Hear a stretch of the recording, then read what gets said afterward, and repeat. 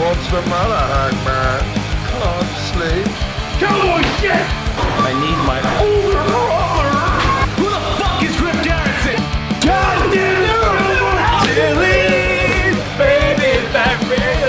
You are now listening to Dark Side of the Elite with Randy Charpentier, Eric Reed, and Matt Roberts.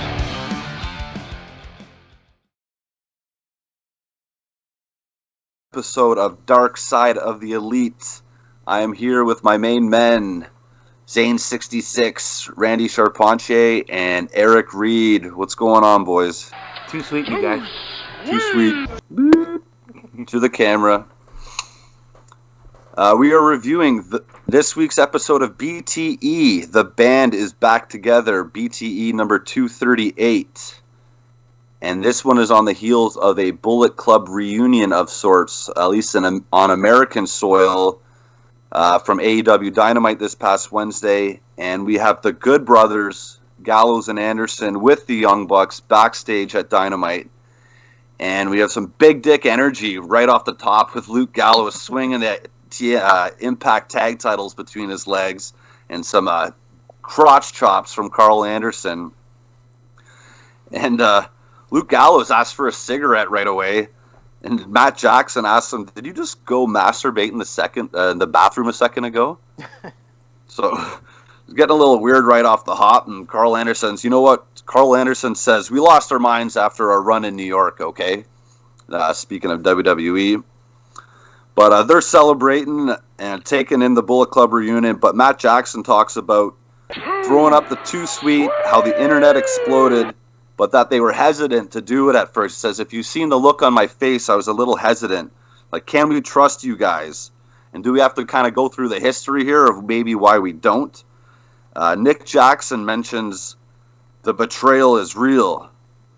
And he mentions that 2 years ago when they left New Japan to go to WWE initially, leaving the Bullet Club, and Luke Gallows says, "Oh, did you read Tama Tonga's Twitter?" Oh, yeah, I was waiting for that. Right? That was great, eh?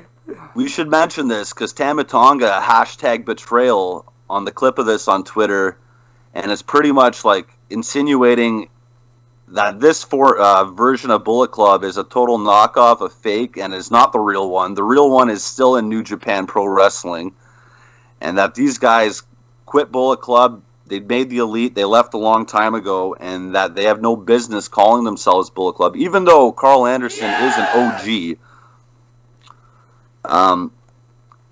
Young Bucks also mentioned that, remember, you guys were kind of supposed to sign with us when this whole AEW thing started, which has apparently come out recently that Carl Anderson and Gallows were going to sign with AEW before renewing with WWE for like a 3 or 4 year deal, right, which they were subsequently let go from not too long after that. And thanks to Carl AJ. Anderson's. Sorry, what's that? I guess thanks to AJ on that one, right? Because AJ re-signed, and then that was the whole thing about it. Like AJ, the Good Brothers wanted AJ to leave. AJ signed, then they were caught, and they didn't know what to do. So they stayed with their buddy AJ Styles. Yeah. And apparently there was a lot of heat between AJ and the Good Brothers with Paul Heyman about all of that. But that's for a WWE podcast to digest, I guess, that aspect of it. But Carl Anderson says, "You know what? We're here now." So they throw the too sweet up, and Carl says, "The betrayal is real, Tama." Yeah. I love that part. Wait, don't get me wrong, though. I'd love to see Guerrillas of Destiny in AEW. Yes! Do they want to be in AEW? They're pretty proud and happy right where they are by the sounds of it. Well, isn't Tama from BC? Or doesn't he live in BC? British Columbia? Yeah. Does he? I think so. What does that have to do with AEW, though? Well, it'd be a little closer for him. He didn't have to stay in New Japan half the time. I see. Right? Well, without knowing Tama, we don't know the answer to that question. Right. But Tama did say on Twitter, too, that without any Tongans in the Bullet Club, it's no bueno right off the bat right there. Right. But so yeah, that Twitter rivalry is going on right now. We have kind of a setup now of a Bullet Club US versus a Bullet Club Japan Twitter feud, promotional feud, and the talk of the cease and desist came up in the online community as well, because if the listeners don't remember, WWE sent a cease and desist letter to the Young Bucks a few years ago based on some of the skits on BTE, letting them know that the Too Sweet name and the Too Sweet hand gesture was copyrighted by WWE. But apparently something I didn't realize until recently was this really didn't have the legs to hold up in court, right, I guess, and that they could have really kept trying to do it, maybe if they didn't put merchandise together or whatever, but they could have still done the hand sign and said Too Sweet. But this was the Bullet Club or the Young Bucks' chance to move on from the Too Sweet and kind of get away from mimicking the old DX stuff, the old NWO stuff, the Too Sweet, the Bullet Club stuff, and kind of brand themselves as their own, as the Elite, essentially. Right. So they made the cease and desist T-shirts and let everyone know that they got this letter from WWE. It was mentioned in their book, this story, that the letter was real. Yep. But then they went Christian AF. Christian AF. But Tamatonga on Twitter also said that, pretty much insinuated, I'm paraphrasing his tweet, that the cease and desist letter was kind of phony or a lie, and that is something that they made up with. But I don't know. Young Bucks say that it's true and that they did get it, but they just moved on from it anyway because it would have cost them a fortune to fight it in court, and WWE's lawyers, they have infinite money, essentially, to fight someone like them, right, especially at the time. But, yeah, so the Bullet Club, and formation right now is kind of at the top of the AEW storylines right now, and it's definitely got my interest. You guys have anything to say before we kind of move on here? I don't know. There was one point I did kind of hear that they said in this entire skit, and it kind of threw me for a loop. So I went and did a little bit of digging on it. They said that the whole thing, like the whole club getting back together, or like, I guess sort of like their version of what the Bullet Club was, because at the time, I guess it was Kenny and Bucks and Gallows and Anderson right before AJ went to, or maybe right after AJ went to WWE, right? They were all in right it together. Yeah. It was Kenny and the Bucks kicking AJ out. Kenny took over the leadership of Bullet Club, and Tamatonga, Carl Anderson, and Gallows were still they were all on board with it. Yeah, so they say in this that this was supposed to be the ending of episode 1. Now, I looked at it online. Apparently, this is what they had planned for AEW Dynamite's first episode. That was supposed to be how it was going to end, was Gallows and Anderson were going to come out, and then they were going to do the Too Sweet. So it's about, 2 years too late. This is what they wanted to do this 2 years ago. But I think it's great. I don't know. I mean, I'm a sucker for the Bullet Club. So, I'm glad you mentioned that, because when they said this should be the end of the first episode, I wasn't sure what they meant. My first mind meant, like, the original BTE, like that's the first episode of BTE. I'm like, was the first BTE would have been right around the time AJ did get kicked out of the Bullet Club, but I didn't think about the ending of the first episode of Dynamite. So yeah, like here we are, like a year and change or whatever, a little bit late for this storyline, but they finally kind of got around to it now with this relationship with Impact. Didn't they? I think remember before the Good Brothers went to TNA on Being the Elite, they teased that video of the meeting in the hotel room. Didn't they reenact it? It was on one of the Being the Elite episodes. I think you're right. And they reenacted that hotel thing. Well, they did a separate video of the Young Bucks had a little series going of ordering room service with wrestlers. Right. Yeah. And they did one with Gallows and Anderson, I think probably right after they left WWE. Yeah. So I think they talked about a little of this stuff, and those were actually great little videos they did. If you want to go back and watch those, the ordering room service, they tell a lot of great road stories, and with a lot of the, like SCU they did one with, and a few other guys. Those were great little videos they did. Fat Ass Massa, yes. That was a good one. Joey Janela, that was a good one too, because Janela was hammered. He was hammered in that episode. Huh? Well, you'd be welcome on this show anytime. Cheers, y'all. Cheers. So, okay, moving on from here. We have the Young Bucks at gorilla position with SCU. and they're told that they had to cut about 30 seconds from their match because Snoop Dogg went long. What? He did. That frog splash took, like, he floated. Yeah, how about that frog splash, right? He floated. Dog splash. Someone made a good comparison. Like, if anyone remembers the 50 Cent throwing the first pitch out at the baseball game. Yeah, yeah. Is it Cubs game or something? Yeah. Or Yeah. New York game? Yeah. Yeah, like the worst throw you've ever seen. And Snoop Dogg did better than 50 Cent, but that was hilarious to watch him he got up there pretty good, but it was the weakest looking splash, but I give him credit for getting up there and doing it. Well, Hey, he's getting up there in age, right? You know, he's. He is. supposedly they're like, do a clothesline or something. He's like, no, man, I want to go to the top. They're like, oh, wow. So, well, No, good don't effort. do it. A for effort Hey, anyways. No. Climbing up the top No, rope of a don't wrestling do it. ring and jumping off is still on my bucket list, so I envy him for that. I want to do that one day in my life. But, Just don't land on your knees. good advice, Rand. Thank you for that. But after finding out their time is cut because of Snoop, Matt Jackson flashes his T-shirt. The camera says, "This is what I got to say about that, Snoop." His T-shirt says, "Your rap is crap." I don't think that shirt ever made it on air because it was under his Young Bucks hoodie, but it's kind of a funny shirt to be wearing. Is there more to that shirt that I'm not aware of? Yeah. It was in response to Caster and what you call it for the Acclaimed. Yeah, because like SCU kind of had something going with that. I think Daniels. I don't think they showed the Bucks wearing it, but I think they showed Daniels wearing it. Okay. Years ago, though, that shirt originated from, I forget who it is, and I wish you guys, I wish I knew we were going to talk about this beforehand. That shirt originated, you're right, from that Dynamite, but it actually happened like 20 years before, right? I know exactly what you're talking about. Right? And that's where Kurt Hennig and the West Texas That's Rednecks right. in WCW. They had the hit song "Rap Is Crap." And they had a shirt, and that's why it looks exactly like the one. It's Right. not the identical, but it's pretty damn close to that. Right. And then that's why he was wearing that shirt again. So That was my first thought to it, because I remember that back in WCW. Kurt Hennig and Kendall Windham became like cowboys, and they were feuding against the Filthy Animals like Conan and Rey Mysterio. Because they were always, Conan was dropping music videos on Nitro all the time, I forgot. and they came out with the country song "Rap Is he's Crap." Yeah. Oh, Conan. Right?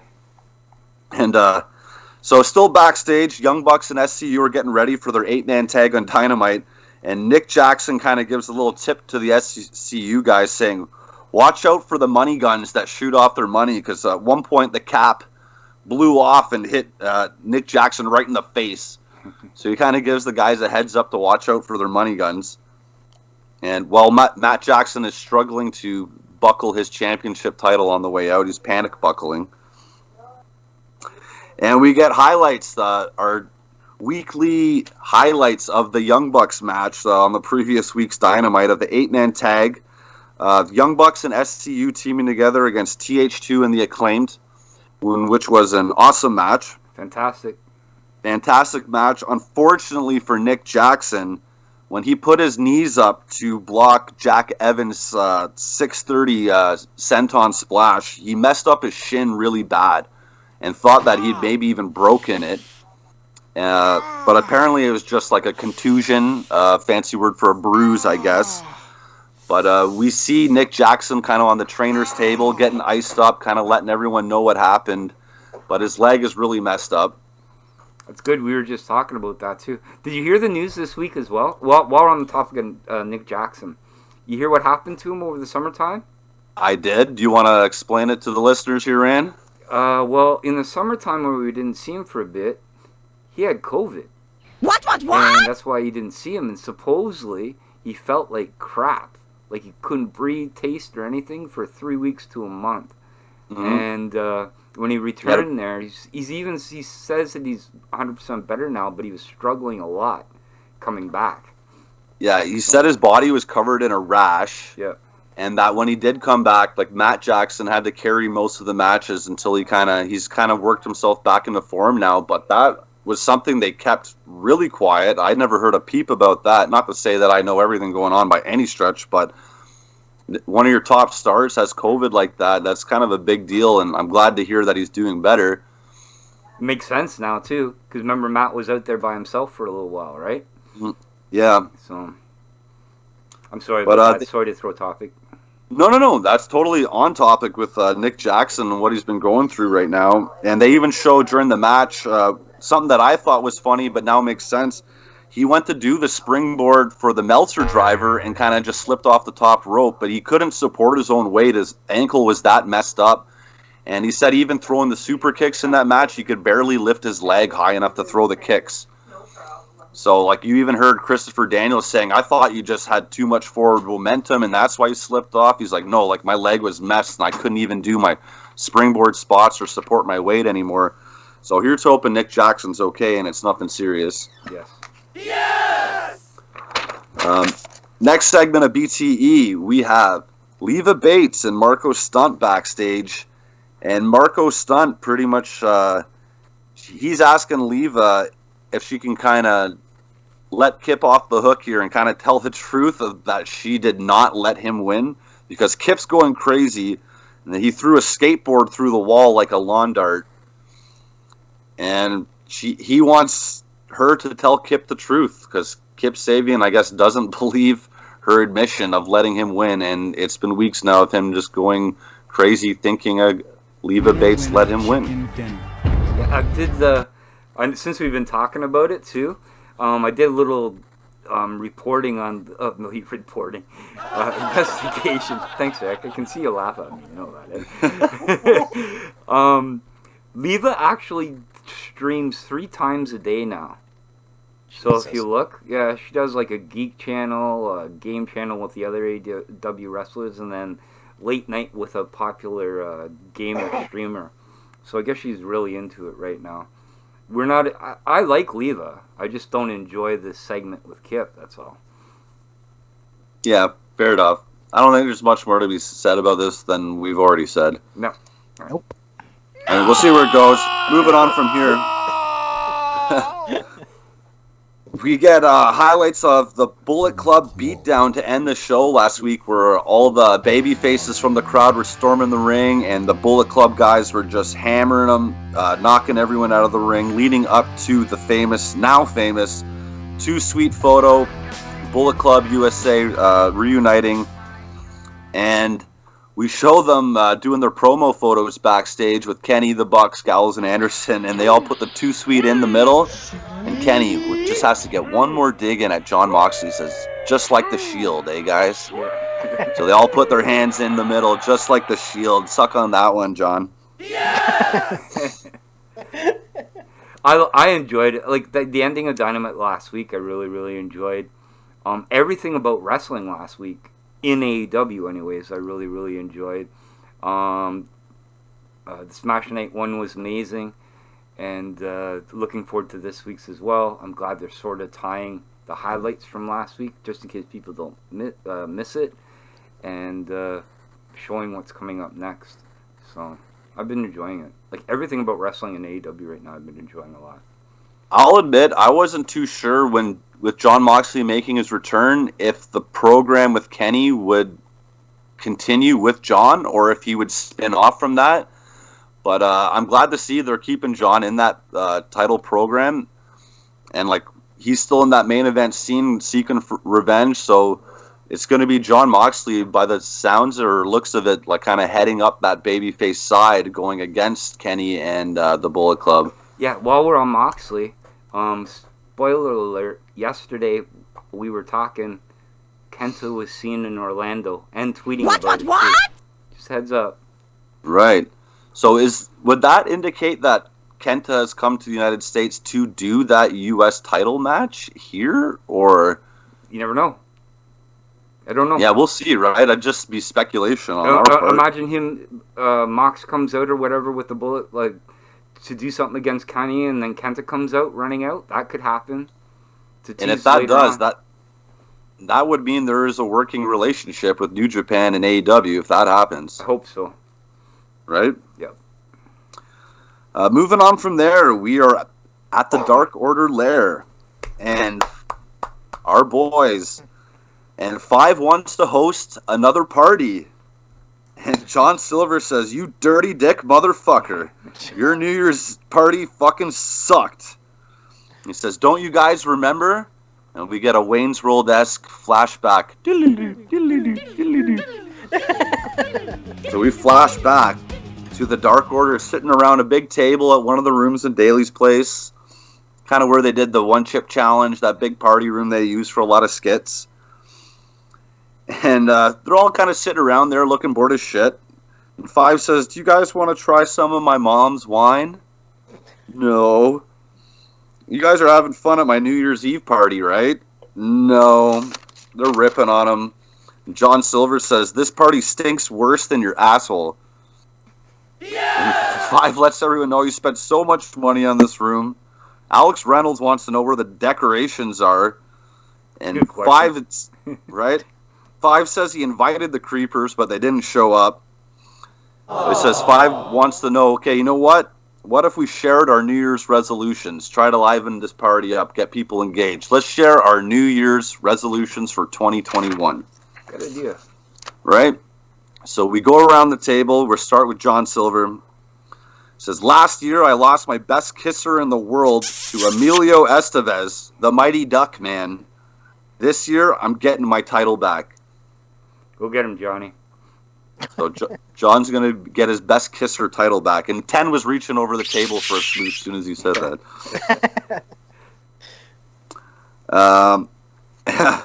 Actually, yeah, John also continues on saying that the first thing I need to do is get practicing. So you better get those wild, wet lips ready because I'm doing some tongue kissing. Colt Cabana, we move on to Colt. He says he wants to get this dad gimmick over. John Silver says, lame. I don't even know he was going for that, but I guess I had no clue. I know. Is this something they were teasing in the last few weeks that we totally didn't catch on to? Colt Cabana acting like the dad of the Dark Order? Or he doesn't drink or whatever it may be. I thought maybe he just didn't drink. Right, we knew that part, yeah. But, okay, so Anna J, with her resolution, she wants to be nicer to Stu. That's a good idea. Right? It's like, wow, what a change of heart from Anna J. Yep. And Stu kind of mumbling and stuttering a little bit says, well, mine was actually about bullying. He's like, what does that mean? He's like, well, I'm going to stop throwing myself against walls and garbage cans and through tables and stuff. Yeah, it's like, yeah, that must hurt. Anna J cut him off right away, so she already broke hers. Yeah, right? Yeah, and Stu says, it hurts every time I do it. Yep. Evil Uno is next.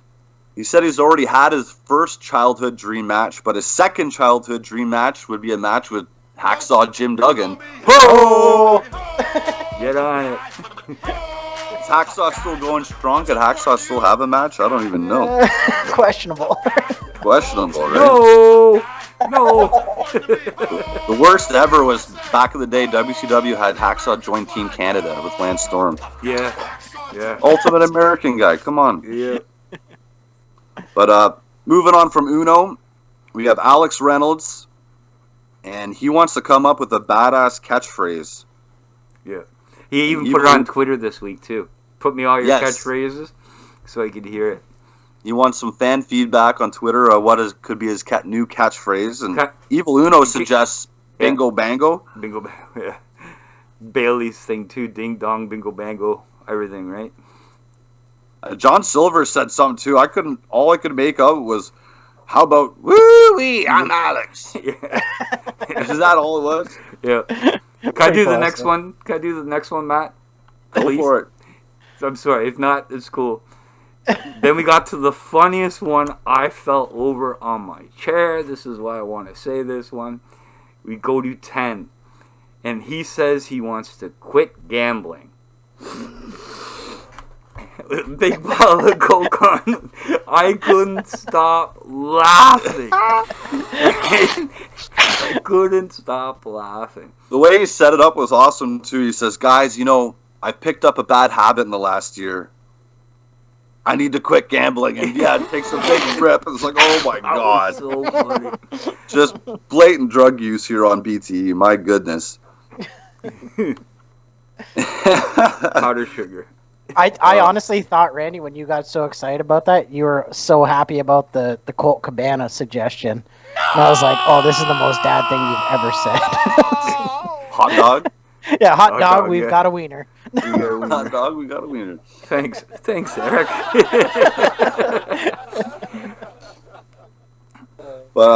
Last one at the table, we have 5. He says, I'll do my New Year's resolution, and it's to be a little bit cooler. And we get a nerd alert from John Silver. But they're all laughing at him, and Colt Cabana reaches over and says, "You are cool. Thanks, Dad." So right there, already getting the dad gimmick over by the end of the segment. That's it. But the guys say, you know what, we'll do a New Year's Eve countdown because they're almost at midnight. And they count down their Dark Order numbers from 10 down to 1. Okay, that was quick. We'll let the listeners figure out who said what number based on what they are. True. And then all of a sudden, from behind a curtain in front of the window, Hangman Page pops out. He says, "You guys know it's December 27th. What? He says, "Oh, well, no wonder no one showed up to the party then. You're 3 days off." What the fuck, 5? What the fuck, 5? Can we go back? Can we go back? Go ahead. Can we go back a little bit? Well, when they said Happy New Year, did you guys notice the table? Anybody at the table? 10 grabs 5 by the back of the head and throws him, like, puts his face all through the coke, like smileys him through the coke on the table. That's why I said I was howling. He Scarfaces him. Boom! Right on the table, and his hands go flying out. It was so funny. Rewind it. Watch that part, everybody. Honestly, sometimes I find myself watching this show and taking notes at the same time. I miss little things like that. I try to watch it once through first and then go back and do my notes. Yeah. So I kind of know what to look for sometimes. But that's hilarious. That was hilarious. Like, just I don't even think 5 knew it was coming. Because he was all of a sudden his hands up, bam! It was so funny. They ask Hangman too, it's like, how long have you been behind that curtain? He goes, about 7 days. What? But they blame 5 for fucking up the party, and then they all storm out of there, and Colt Cabana steals his mom's wine on the way out. And we get the flashback back to real time, back to the Dark Order lair, and they're just laying the boots to 5. Just an old-fashioned wrestling beatdown. And even Colt Cabana wrestling his boot off. He's like, "Get his shoes."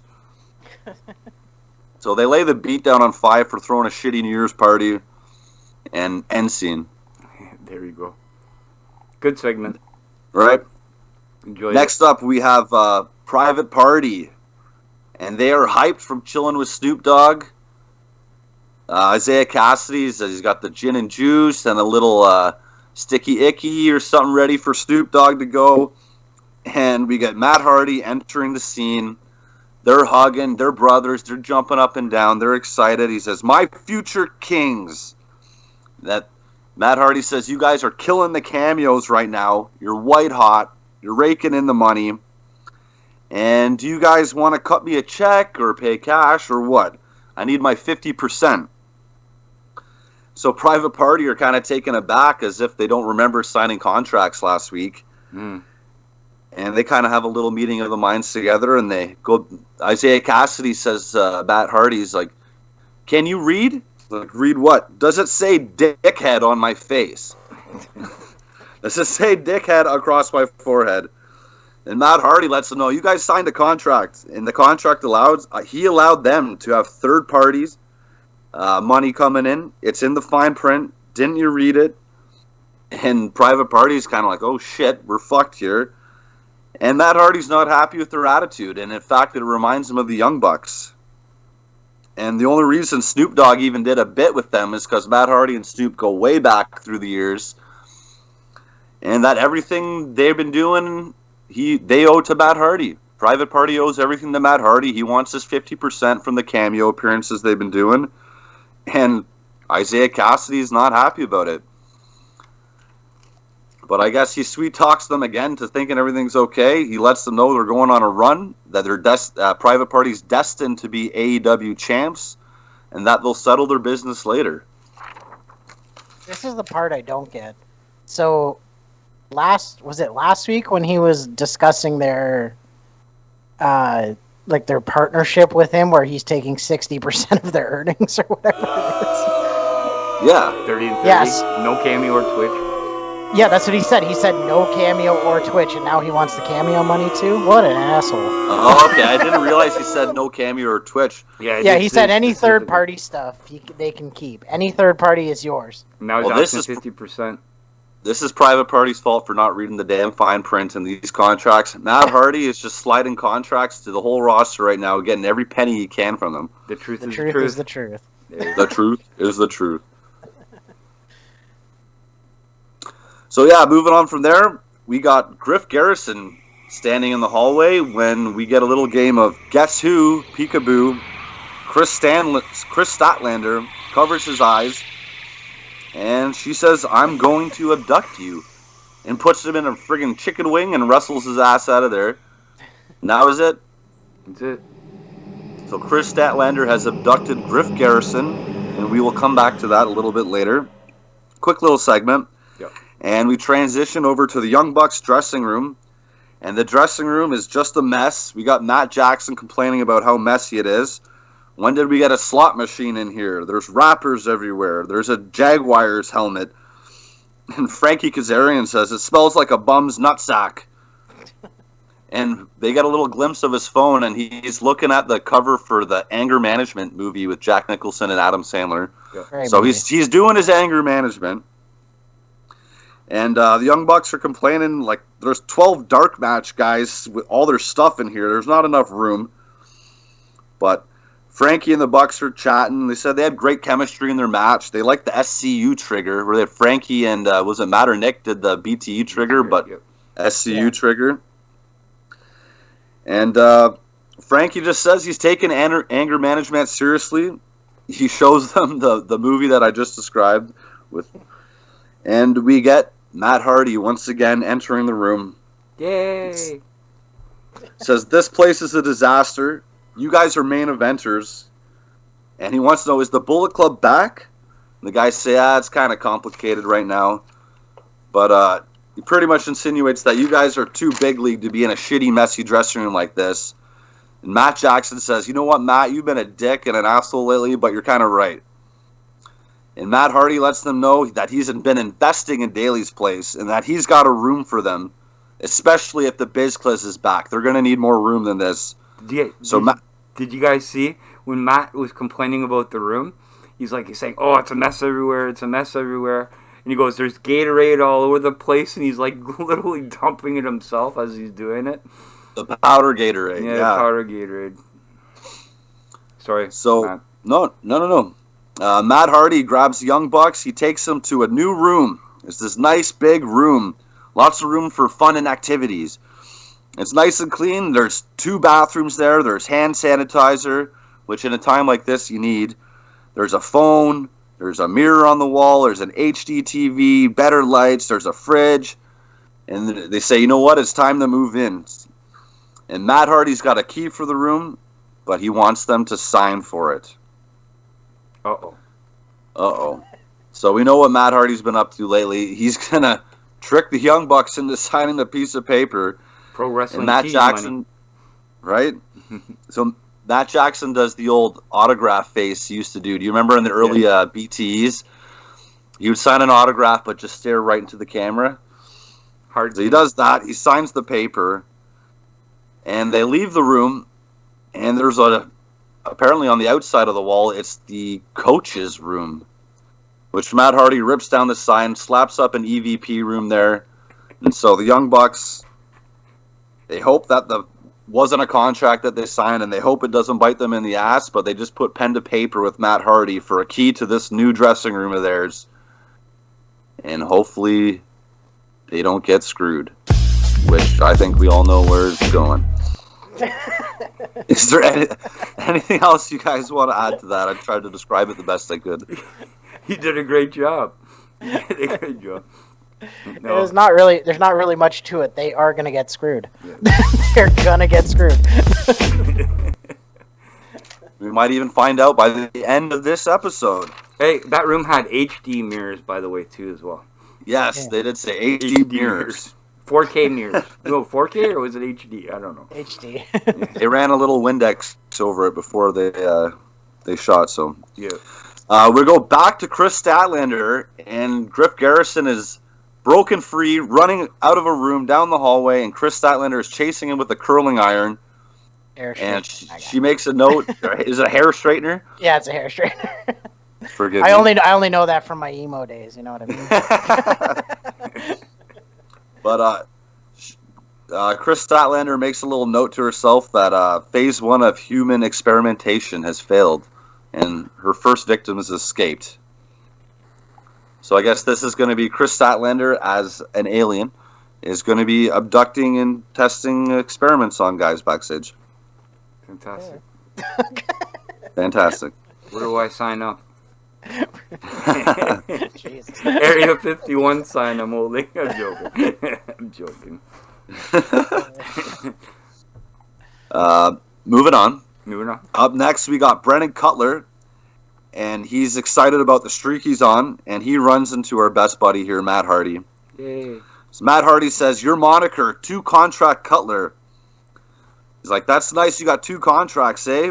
He's like, but you need to beat more than jobbers on Dark, and that he's 2-contract Matt Hardy too, because he signed Private Party to 2 contracts.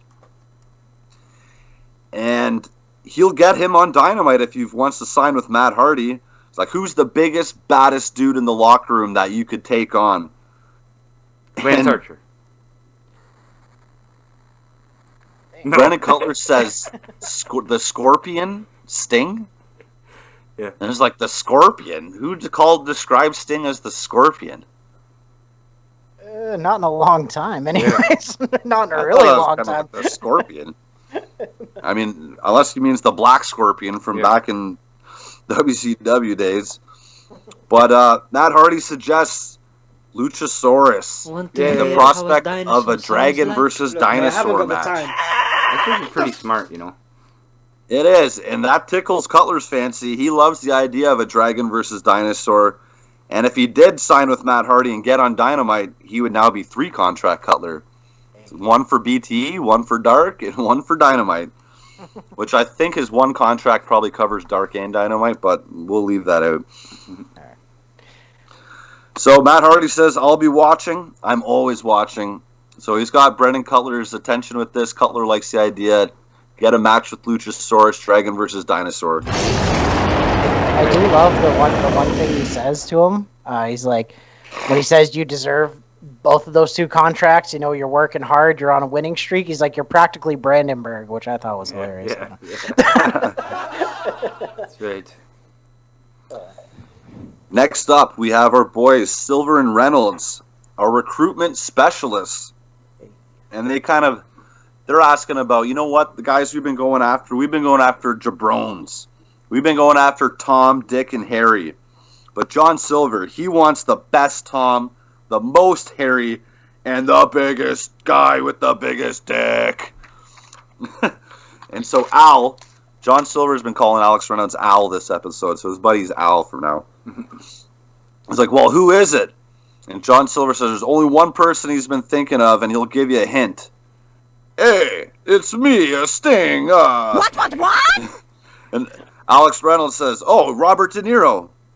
Like, no, not Robert De Niro's. But you know what? Silver wants to find Sting and then recruit him. And he picks up a sledgehammer. And Alex Reynolds says, put that down. Sting hates sledgehammers. Thank you, Triple H. A lot of WWE ribbing this episode. A little bit, eh? Yeah. But Silver and Reynolds like the idea. They're going to try to recruit Sting, and they tiptoe away like old-timey villains. Hey, hey, hey, hey, hey. Good little segment. Do you think we'll see Sting on BTE? Actually, that would kind of be pretty cool if they just like give him like a Darby Allin angle. Like, you know how Darby Allin was on when Dark Order was trying to recruit him, and he just stares at them. He's like, "Get out of here!" You know what I mean? Gives them like anything like that would be cool. But other than that, I can't see him having his own segment or anything every week. Not every week, no. But yeah, okay, we'll see if Dark Order manages to recruit Sting. Next we have. Hope so. Next, we have Alex Abrahantes. Ooh, a piece of candy. Ooh, a piece of candy. Picking up packets of purple Kool-Aid, a trail of them leading to a celebrity trailers truck backstage. And he goes right inside the door where we have Ortiz, Dasha, and I thought it was Santana at first, but it wasn't. It was... It who wasn't? was it? It wasn't Santana. No, it was Danny Limelight. Oh, you're right. Yeah, it was. It was That's Danny. right. It was Danny Limelight. Yeah, That's I'm right. like, that's not Santana. That's because he was wearing the Puerto Rican flag around his head. I just kind of Right. assumed it was them at first, but I was like, wait a minute. But they get trapped in the truck. No, Alex Abrahantes goes into the truck door, following the trail of Gatorade packets, and we Kool-Aid. get Jake Kool-Aid packets. Oh, So yeah. I'm getting a little kerfuffled. Too many powdered drinks Right. this episode. And no, I gotta make a note. Again with these segments with these guys, the audio was awful. Like I couldn't hear what they were saying very well at all. Right. But I just have a feeling they're using like someone has a camera out of all of them and they're using it because they're not using Cutler's camera. yeah, like- I think like- that's obvious now. Like everything they do, they must shoot themselves and kind of do themselves, and they kind of just hand it over to Nick, and I think he gets what he gets, right? It probably Yeah. So he was just just kind- Duangos. Yeah, Maybe. probably. He has a Samsung A6.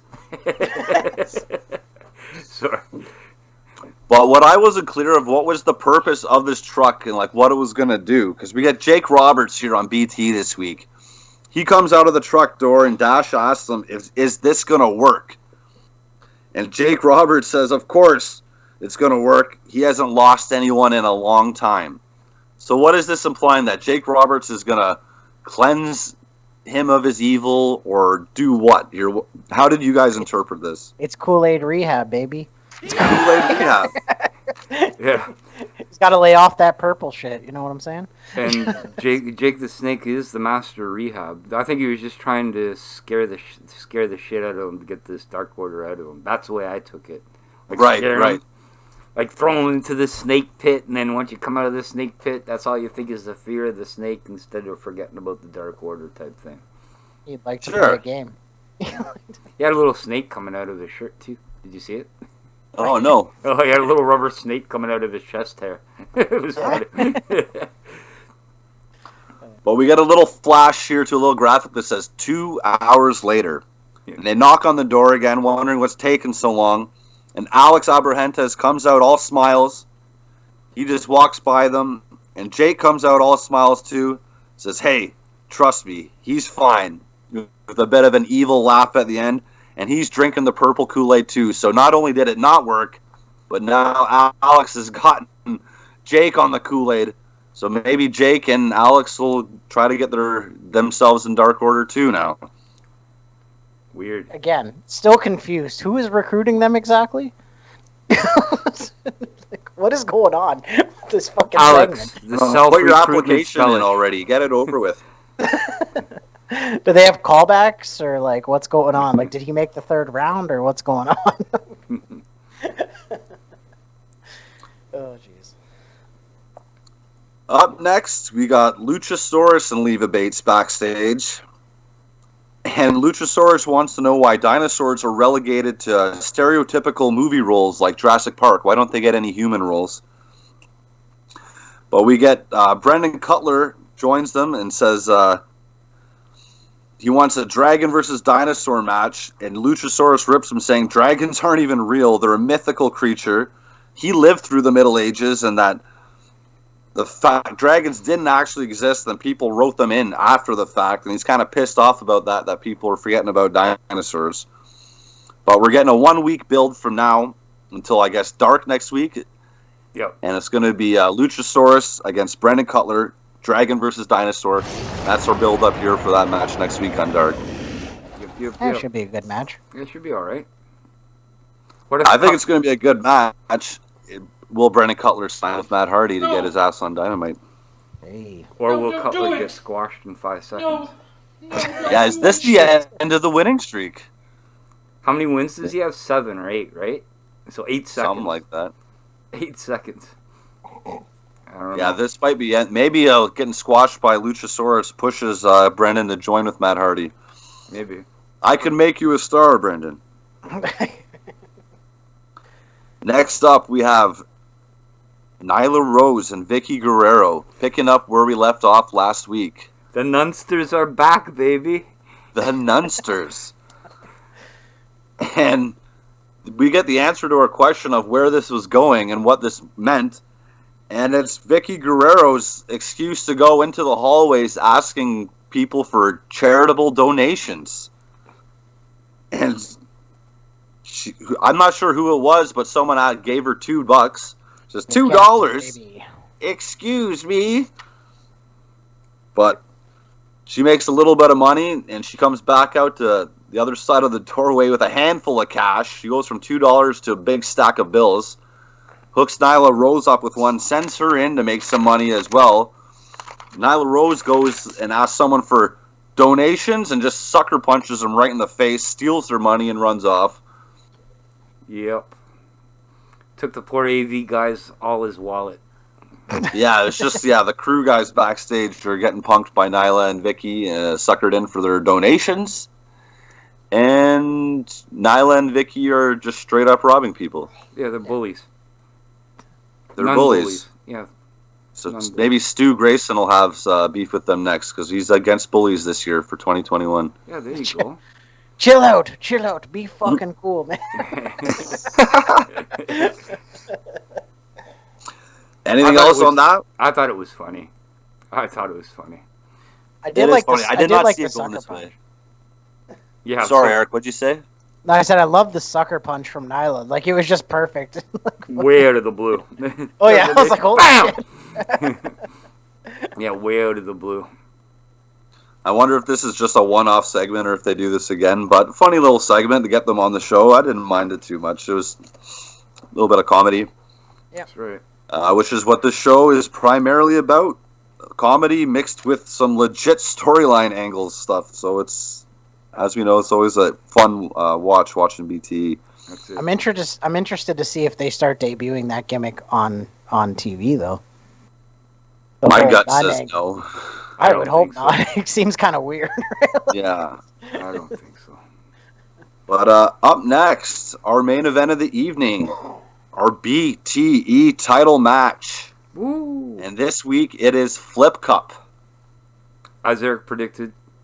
Yeah, I was gonna say. Remember the episode we did with Cole, the very first one we did, Yep. and I was talking about. I said, how long before they're playing Flip Cup and beer pong? I guess the answer was 5 weeks. Right? I didn't really see that coming as quick as it came up. They're trying to come up with ideas for easy games to do, and this is an easy one to do, right? Yeah. Oh yeah. But we get John Silver doing the introduction. He's the BTE boy. He's the number one. He's the champion. And that all these handsome men here are here to play the game Flip Cup. So he explains the rules. There's going to be an elimination each round. And the last one to flip their cup needs to get the fuck out of here. So we get our introductions of the contestants. We get Alex. He's my friend. We get Rick E. Starks. Then we get Orange Boy, Handsome 10, the Captain, and next we get what was your name? He says, I'm 5. I'm also your friend. Shut up. So we got 5 there getting ripped by John Silver. And then we got our judges. We got Chuck Taylor on one end. And Louie is here, because I like Louie a lot. And that's Panda, right? Yeah. So Panda, Sans mask. That's Panda? Yeah, that's Panda. Oh, wow. Yeah, that's Panda. And Brendan Cutler is behind the camera, and he says he wants a shot at the title. But Silver lets him know it's a drinking game. So Brendan doesn't drink. So he's like, well, now you're the first one eliminated. Get the fuck out of here. Get the fuck out of here. So fill your cups, boys. This week it's sponsored by The Claw, which is White Claw. I almost picked up some White Claws in honor of talking about this, but Yeah. they were sold out at the liquor store, so it was hard to, Oh my god. But so we fill our cups up just a little tiny bit each to have a drink, do the flip cup, and we get the game going. The first one eliminated is the captain, Sean Dean. But then there's a little bit of confusion on the rules how you have to put the cup down, up, down, then drink. So I think the first round there, the guys are a little mixed up. But you got to put down, up, down, drink. So now we got the rules straightened out. Next one eliminated is 5. Get your leather jacket and get the fuck out of here. Fuck out of here. Fuck out of here. Ricky Starks is next to be eliminated. Number 10 is the next one out. Mr. No Eyes himself. And then we get an absolute epic tie where Alex Reynolds, and Orange Cassidy flip and land at the exact same time. It was perfect tie. I know, even on photo finish, it was like right on the dot. I've never seen that. I've played Flip Cup a lot, and I've never seen that. Right? So they do the slow-mo photo finish. They see this a tie, so they go for a redo, a little bit of overtime here. Alex Reynolds wins. We get the face-off. The mega powers of the Dark Order are going to explode. We get John Silver against Alex Reynolds. And Reynolds is tickling his beard the whole time. As you guys do, a little tickle. Little tickle. You barely keep a straight face. But next week, we got beer pong. But because Brendan Cutler is too lazy and wants to finish the segment right now, he doesn't want to give them time to get ping pong balls. So they're going to do beer pong with bottle caps. Fantastic.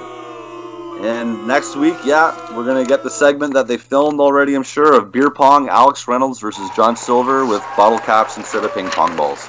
Roughly on December 27th of last year. Yes. They filmed a lot of BTE title matches in that one room on that one day. Yeah. Oh, yeah. You know what? I'm actually really loving these BTE championships, like matches and stuff like that. It does bring an element of like realness to the show, you know what I mean?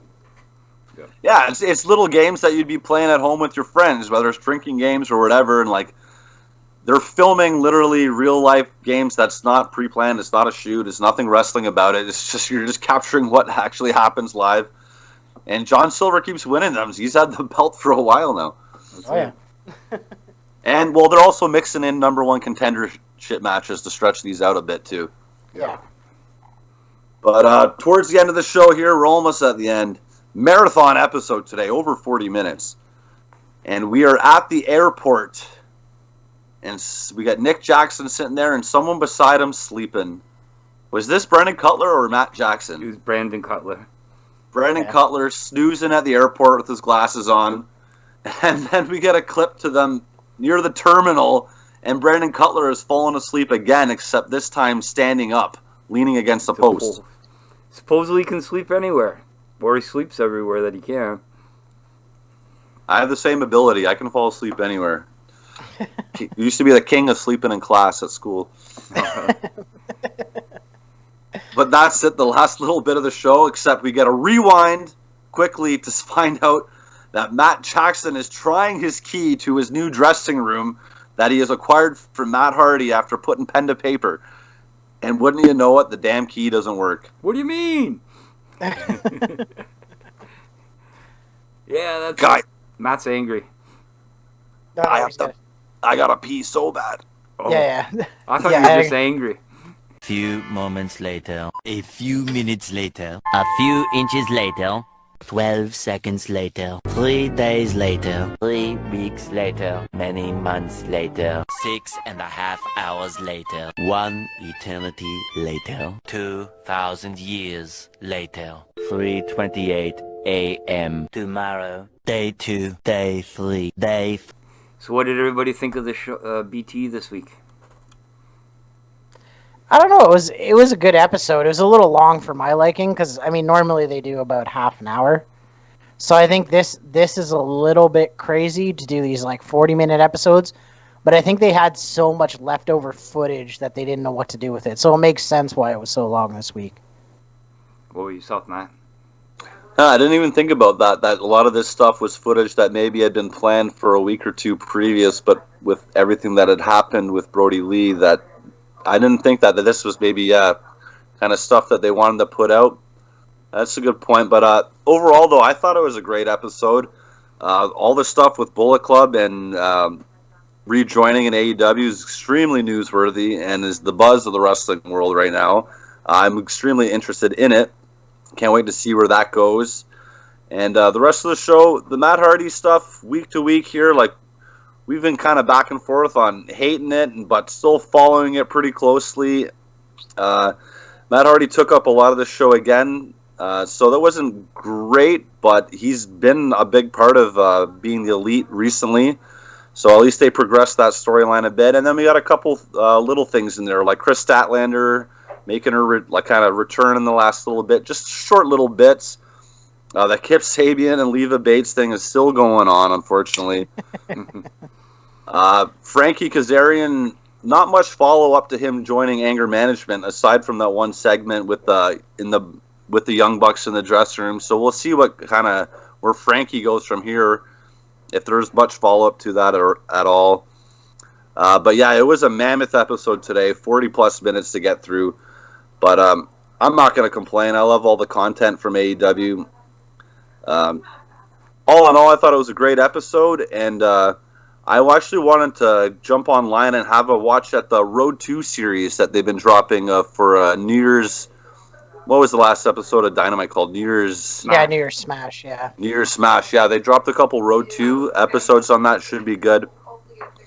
But all in all, yeah, I'm excited for the return of the Bullet Club and see where this goes from there. Yeah. Well, think of this week, too. So Kenny Omega and the Good Brothers fight Rich Swann and Motor City Machine Guns on TNA pay-per-view this Saturday. So showing that, bringing into it, sort of leads something. So I'm looking forward to that. Wrestling's been great, like I said, since the last month anyways. Overall, this episode was pretty good. Some good spots, some, again, Matt already covered on the spots that weren't so great. But I enjoyed it. It was alright. I always look forward to it each week, so I enjoy talking about it. How about you? We got any thank yous or anything there, Eric? Yeah, if you could give us a follow over on Twitter at Dark Side of the E, Instagram at Dark Side of the Elite, and our Facebook page, Dark Side of the Elite, as well as We the Dark Order North. Yeah, we're sort of blowing up on there, and also we're posting things on YouTube very frequently. So definitely go check out our YouTube channel. All the links are in the description of the podcast. If you're watching it on YouTube, obviously all the links for the podcast are in the description as well. Definitely check us out, though. Matt, you got anything you want to thank or anybody? Just much love to everyone for listening. We wouldn't be doing this without all your support. I love talking wrestling, even it's awkward as shit for me sometimes to get through all this stuff without kind of coming across as rambly or whatever, but I love doing it, and we appreciate the feedback, and I love doing the show with you guys. You guys kind of keep it all together here. I get nervous, so I love you guys, and I love doing the show, but moving on to next week, still too sweet. Well, we love you too there, Matt, and without you making the flow, we couldn't do this, trust me, without you. So you're Mr. Flowmaster. You don't ramble on, you just say it how it is, so I appreciate that. Well, I guess we have a couple of big announcements. I know you and Eric and Matt already know about it, and I'm allowed to announce it now because I confirmed it. In 2 weeks, you guys should be hearing Holden Albright. I'm going to have an interview with Holden Albright coming up. If you don't know who he is, look him up. You will know who he is. As well as, we'll call him a frequent caller, I guess, into the Sunday Night Main Event and Howard Stern and any podcast out there, they know who he is. The notorious Hansy will be on the show as well. And what else was this thing? Yeah, our YouTube's blowing up, or We the Dark Order North. Go listen to Matt. Matt just qualified for Sunday night's Main Event Turnbuckle Trivia Contest, and he's seeded. So he made it to the second round. He will be going further. Everybody follow Matt. Give him a congratulations on our page. Dark Side of the Elite. We the Dark Order North. And two guys, we got a website, WeTheDarkOrderNorth.ca. Go visit that as well. everything's starting to progress. Everything's starting to blow up. Again, like Matt said, without you, we wouldn't be able to do it. So I appreciate everything. And also, we will have a big announcement in February. So listen to us again. Oh, also listen to me. I'm going up against Sean Burkhead of Radio Free Pro Wrestling in Royal Rumble Trivia this coming week. If you haven't seen my videos online as of yet, take a look at them. It's all in good fun. But Sean, I'm going to destroy you. Alright. Well, thanks guys again for this week. It's been fantastic. And like Matt, we enjoy it every week too. So until next week, I guess, come at. Join us. Throw the paws up. Too sweet.